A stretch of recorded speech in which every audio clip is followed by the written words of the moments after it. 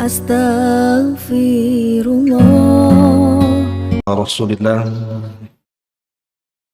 wa ala alihi wa sahbihi wa mawalah wa la hawla wa la quwwata illa billahi wa ba'du. Alhamdulillah, di pagi hari ini kita bisa duduk kembali setelah melaksanakan kewajiban Allah, salat subuh berjamaah. Kita beriman sesaat untuk bertolabul ilmi.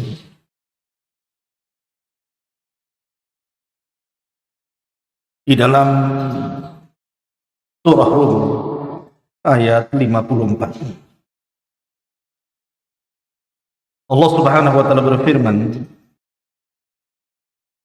Allahul ladzi khalaqakum min ba'di Allahul ladzi khalaqakum min dha'fin thumma ja'ala min ba'di dha'fin quwwatan thumma ja'ala min ba'di quwwatin dha'fan wa syaibatan yakhluqu ma yasha' wa huwal alimul qadir. Dialah Allah Subhanahu wa taala yang telah menciptakan kalian dari kelemahan. Kemudian Allah Subhanahu wa taala jadikan setelah kelemahan itu kekuatan. Kemudian setelah itu Allah jadikan setelah adanya kekuatan kelemahan kembali dan menua. Begitulah Allah Subhanahu wa taala menciptakan sesuai dengan kehendaknya. Dan Dia zat yang maha mengetahui lagi maha mampu melakukan segala-galanya. Ma'asyiral muslimin yang dimuliakan Allah Azza wa Jalla, ayat ini adalah ayat yang menjelaskan tentang perjalanan kehidupan kita. Saya, Anda atau siapapun, maka mereka akan masuk dalam ayat ini. Ketika Allah Subhanahu wa taala menciptakan kita dan kita berada di rahim ibu kita, kemudian Allah Subhanahu wa taala ciptakan kita ke dunia, maka kita lihat bayi-bayi itu sangat lemah. Jangan cerita bergerak, mandang saja tidak, mendengar saja susah, apalagi bicara. Kemudian setelah Allah Subhanahu wa taala besarkan ciptaannya ini, manusia ini, maka mulailah kemudian mata bisa memandang, telinga bisa mendengar, lisan bisa bicara, kemudian otot-otot mulai tampak dan kuat dan bisa berpikir, dan jadilah dia manusia kuat. Tetapi setelah itu Allah Subhanahu wa taala akan kembalikan kita seperti anak-anak, akan makin melemah dan menua. Begitulah Allah Subhanahu wa taala ciptakan sesuai dengan kehendaknya. Dan Allah maha mengetahui dan maha mampu melakukan segala-galanya. Ma'asyiral muslimin yang dimuliakan Allah Subhanahu wa taala, kematian sebuah kepastian. Karena ada, kalau orang sudah menua, tidak mungkin tua seterusnya. Pasti ada batas ketuaannya, yaitu kematian. Walaupun dia berusaha untuk mengobati tua itu supaya tetap muda, tetap saja kematian itu tidak bisa diobati. Kata Nabi SAW, kullu da'in dawa, setiap penyakit itu pasti ada obatnya. Illa syar, maksudnya kecuali kematian. Kematian itu tidak bisa diobati. Dokter satu dunia berkumpul sekalipun tidak bisa mencegah kematian. Artinya kematian itu bukan sebuah angan-angan. Kalau seorang bercita-cita jadi dokter, bisa jadi, bisa tidak. Kalau orang bercita-cita jadi pilot, bisa jadi, bisa tidak. Kalau orang bercita-cita ingin jadi pengusaha, bisa jadi, bisa tidak. Tapi kematian tidak bisa dicita-citakan. Kenapa? Karena kullu nafsin dha'iqatul maut, setiap jiwa itu pasti mati. Ma'asyiral muslimin yang dimuliakan Allah Azza wa Jalla, saya akan sebutkan beberapa alamat tanda-tanda di mana tanda-tanda ini kalau ada pada diri kita, ketahuilah bahwa ajal dia telah dekat. Tapi tanda-tanda ini tidak bisa kita pastikan secara pasti. Ini tanda-tanda secara umum. Kalau seandainya tanda-tanda ini ada pada kita, ya bisa kemudian itu menjelang ajalnya atau dekat dengan ajalnya, atau bisa saja mungkin masih lama ajalnya. Tapi tanda-tanda ini bisa dijadikan acuan. Kalau ada pada diri kita, maka bersegeralah bertobat kepada Allah Subhanahu wa ta'ala, berarti sudah dekat kematian kita. Ma'asyiral muslimin yang dimuliakan Allah Azza wa Jalla, yang pertama, usia 70 tahun. Nabi SAW mengatakan, inna amara ummati baina sittina wa sab'in. Sesungguhnya umur umatku berkisar 60 sampai 70 tahun saja. Wa qalilun ma yajuzu dzalik, dan sedikit yang melewati usia 70 tahun itu. Dari sini Nabi SAW membatasi usia umatnya antara 60 sampai 70. Artinya 70 itu bukan minimal, tapi sudah maksimal. Kalaupun seandainya Allah Subhanahu wa ta'ala takdirkan di usia 70 tahun dia masih hidup, dan banyak juga yang di usia 7 tahun kan tidak mati juga, ada yang sampai 80 tahun juga mati-mati juga. Tetapi saya bicara umumnya manusia. Jarang umat Islam itu melewati 70 tahun kecuali sedikit. Artinya kalau orang sudah berusia 70 tahun, maka hendaklah umur 70 tahun itu mengingatkan dia akan kematian. Sebab kalau seandainya Allah berikan usia lebih daripada 70 tahun, maka ingat hadis Nabi SAW, khairukum man tala umruhu wa hasuna amaluhu. Sebaik-baik kalian adalah yang dipanjangkan umurnya dan diperbaiki amalnya. Tapi sejelek-jelek kalian adalah man tala umruhu wa sa'a amaluhu. Orang yang dipanjangkan umurnya makin buruk pula perbuatan. Ini yang pertama. Yang kedua, uban yang ada di kepala. Karena umumnya orang beruban itu kan usianya sudah tua. Jarang kita lihat anak-anak sekolah SD beruban, itu penyakitan. Atau anak SMP gitu kan. SMA jarang kita lihat ada orang beruban.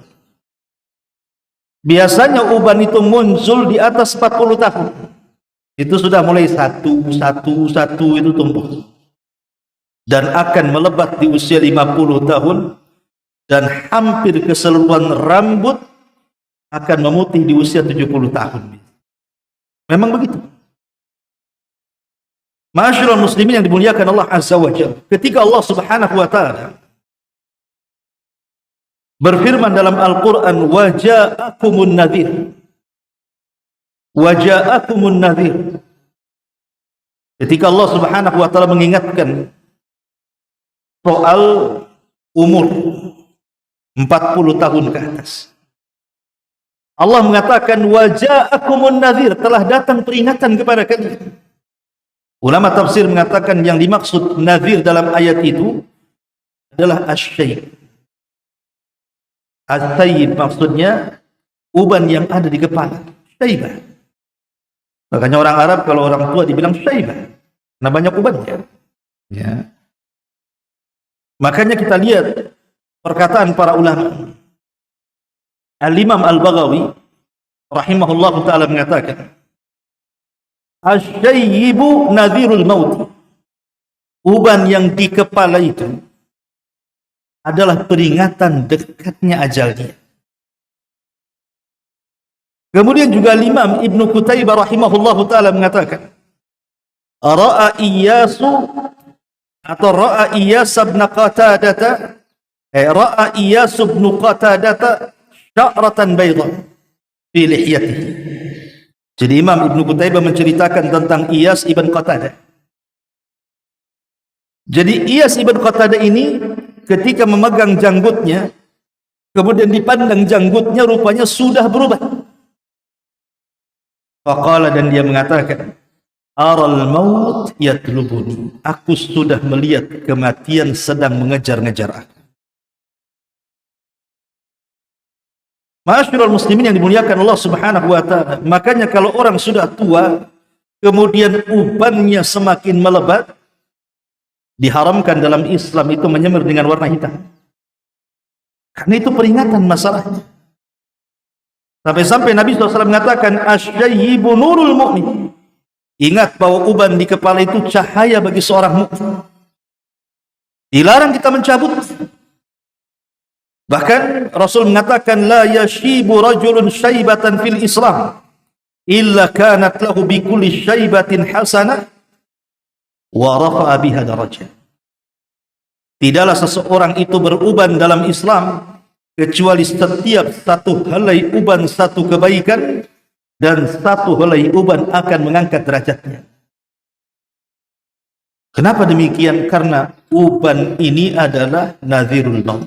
Berarti sudah dekatlah ajal kita ini. Ini yang nomor 2. Yang nomor 3 adalah lemah badan. Sebagaimana ayat yang tadi kita baca. Allah Subhanahu wa taala mengatakan, "Tsumma ja'ala min ba'di quwwatin dha'fa." Setelah Allah Subhanahu wa taala memberikan kekuatan kepada kita, maka Allah Subhanahu wa taala akan memberikan kelemahan, dan kelemahan tidak akan dicabut sampai dia mati. Karena sudah tua. Kelemahan ini sampai kepada tingkat dia tidak bisa melakukan apapun. Bahkan yang remeh saja, mengangkat gelas dia tidak sanggup. Ini kalau orang sudah lemah seperti ini, sudah loyo bahasa kitanya, sudah tidak sanggup lagi bergerak, berbaring, tidak sanggup lagi melangkah, tidak sanggup lagi bangun, maka telah dekat kematian dia. Ya, walaupun ada juga yang sembuh kan begitu. Tapi sekali lagi ini tanda-tanda umum. Orang kalau sudah seperti ini berarti telah dekat. Dia harus segera meminta kepada Allah, wala tamutunna illa wa antum muslim. Minta kepada Allah jangan sampai diwafatkan kecuali dalam kondisi Islam. Kemudian juga yang nomor 4 adalah orang susah tidur. Kita lihat ikhwatu fiddin, orang-orang yang susah tidur, atau mungkin sebaliknya banyak tidur. Dan kita lihat orang-orang yang sakit parah gitu kan, yang dengan sakitnya mengantarkan kematian. Itu kita lihat mereka ada yang tidur terus, nggak bangun-bangun. Ada yang sebaliknya, dia susah tidur, guling sana, guling sini. Terakhir, kemudian dia meninggal. Artinya ini juga tanda-tanda umum gitu. Hati-hati kalau susah tidur itu. Kemudian juga kalau banyak tidur juga hati-hati. Ini tanda-tanda alamat umum dekatnya ajal orang itu. Kemudian yang kelima, hilangnya selera makan. Orang-orang yang mendekati ajal itu makan enggak selera ya. Jangankan yang dekat ajalnya, yang kadang-kadang sakit parah tapi mungkin masih lama ajalnya. Antum datang mengunjungi, bawa buah yang enak-enak, apel, duku, macam-macam. Itu yang makan yang jaga, bukan yang sakit. Yang sakit apa? Makan bubur saja, itu pun tak berasa. Karena hilang selera makan mereka. Hilang. Maka hati-hati nih kalau orang selera makan. Kemarin musim corona itu. Coba lihat. Kan musim corona itu hilang rasa. Atau besoknya mati saja. Ini kalau orang-orang hilang rasa ini, hati-hati ini. Ya. Ma'asyiral muslimin yang dimuliakan Allah Azza wa Jalla. Kemudian yang keenam, sakran. Sakran ini diambil dari ayat Al-Quran, di mana Allah Subhanahu wa taala mengatakan, wa ja'at sakratul mauti bil haqq dzalika ma kunta minhu tahid. dan telah datang sakarat. Sakarat di sini artinya hilang akal. Jadi akalnya itu sudah kayak orang mabok. Sakron itu diambil dari karena mabok. Lihat orang mabok itu hilang akal. Jadi kalau sudah hilang akal, sakit sampai hilang akal, ini sudah dekat-dekat ajal. Kemudian juga yang nomor 7, sesak dada. Lihat orang yang meninggal dunia itu, sesak dada. Lihatin yang punya asma. Ini kita katakan bahwa ini tanda-tanda umum. Ini kalau sudah sesak, tidak sembuh-sembuh, maka banyak-banyaklah bertakwa kepada Allah Subhanahu wa ta'ala. Kemudian tekanan darah semakin menurun. Kita lihat kan di rumah sakit nih, kadang-kadang kita lihat di layar televisi ada tekanan darah itu semakin menurun sampai angka 0, kemudian meninggal. Jadi kalau tekanan darah ini semakin menurun, wah, makanya hati-hati. Antum yang mungkin di rumah sakit, jaga orang sakit, kebetulan juga ada detak jantung di situ kan, karena memang itu kan dari darah yang dipompa jantung sebenarnya. Kalau semakin melemah, segeralah bisikkan di telinganya, ditalqin. Jangan-jangan itu akhir hidupnya, walaupun ada yang selamatkan itu, naik lagi kan begitu. Tapi umumnya memang seperti itu. Nah, segeralah kemudian kita bisikkan di telinganya kalimatut tauhid la ilaha illallah. Kata Nabi SAW, lakinu mautakum bila ilaha illallah. Ejahkan kepada orang yang sedang sakaratul maut dengan kalimat la ilaha illallah. Termasuk ketakutan. Ketakutan dengan kematian itu sendiri. Orang kalau lagi sakit, kemudian terpikir takut mati, takut azab, takut neraka, akhirnya menangis terus dan begitu seterusnya. Ada yang mengatakan ini ajalnya sudah dekat. Tapi takut seperti ini, kalau kemudian dia semakin memperbanyak zikir dia, ingat dia kepada Allah Subhanahu wa ta'ala, ini semakin baik. Tapi orang-orang kafir yang tidak kepikiran akhirat, justru angan-angan mereka itu masalah dunia. Takut tidak bisa mabuk lagi, takut tidak bisa zina lagi, takut begitu dan begitu. Na'udzubillah. Kayak ini juga bagian daripada tanda-tanda. Kemudian susah berpikir. Sampai terkadang ditanya A, jawabnya B. Ditanya B, jawabnya C. Ini kalau sudah balelo bahasa kitanya nih, orang sakit seperti ini, itu tanda-tanda. Hati-hati. Dan yang terakhir tentu biasanya merubah warna dari kulit. Saya lihat kan orang mati kadang-kadang kulitnya jadi biru, jadi menguning. Nah, ini juga tanda-tanda. Ya. Ma'asyiral muslimin yang dimuliakan Allah Azza wa Jalla, ini tanda-tanda secara umum. Saya katakan tadi tanda-tanda secara umum, tapi tanda-tanda ini bisa digunakan acuan kepada kita untuk mengingat kematian. Karena ibrah itu sebenarnya bukan masalah tanda-tandanya, tapi ibrah itu adalah setelah kematian. Apakah kita akan selamat dari fitnah kubur, ataupun selamat dari azab kubur, atau sebaliknya kita tidak selamat dari fitnah dan azab kubur? Ibrah itu setelah kematian, bukan sebelum kematian. Makanya ada istilah para ulama, ibrah itu bukan di mana kita mati, di bagaimana caranya kita mati. Su'ul khotimah, husnul khotimah. Ma'asyiral muslimin yang dimuliakan Allah Azza wa Jalla, karena tadi bahwa kematian ini sebuah kepastian, datangnya pun tanpa pemberitahuan, dan kematian bukan akhir dari sebuah perjalanan. Tetapi walaupun kematian sebuah kepastian, datangnya tanpa pemberitahuan, dan bukan akhir dari sebuah perjalanan, tetap kita tidak boleh, bahkan dilarang bercita-cita untuk mati. Tidak boleh. Walaupun kematian itu pasti mendatangi kita, tapi bercita-cita ingin mati tak boleh dalam Islam. Kata Nabi SAW, la yatamanna ahadukumul maut. Janganlah kalian berangan-angan ingin mati. Wala yad'u bihi, bahkan jangan pula berdoa.